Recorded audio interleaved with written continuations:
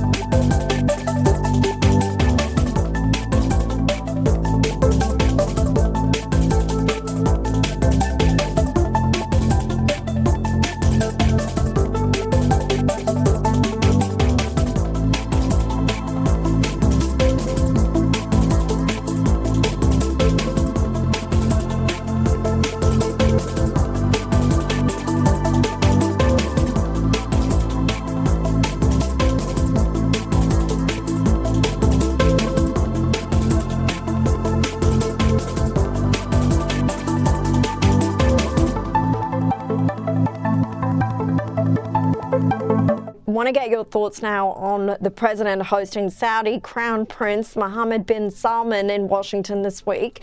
It's caused a lot of controversy, especially since US intelligence said that the Saudis approved the murder of Washington Post journalist Jamal Khashoggi.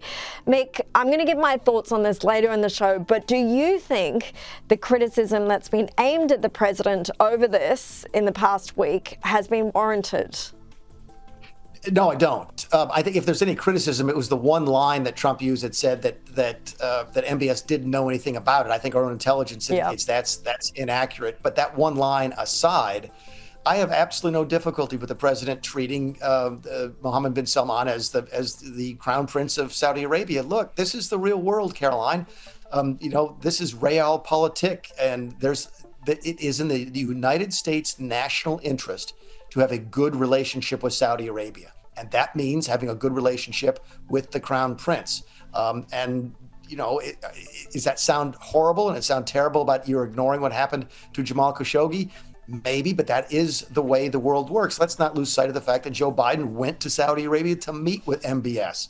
And oh my goodness, he did a fist pump instead of a handshake. Does that really make a difference? No, this is an absolutely critical country, has been for a long time, is even more important now that Iran has been neutered by the military action the American government took in the last several months. So this is a critical part of peace and prosperity in the Mideast.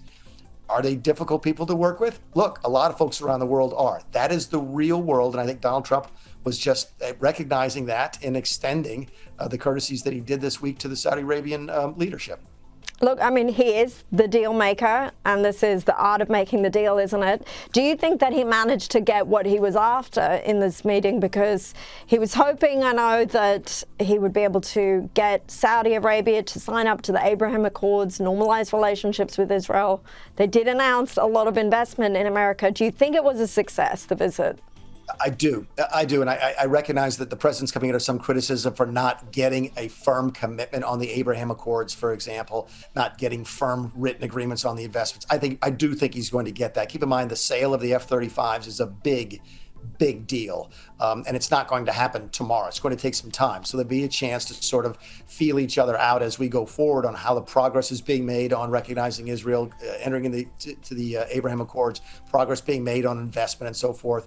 You're not going to see this happen overnight, but I do think it was very successful. It's hard to describe it as anything but.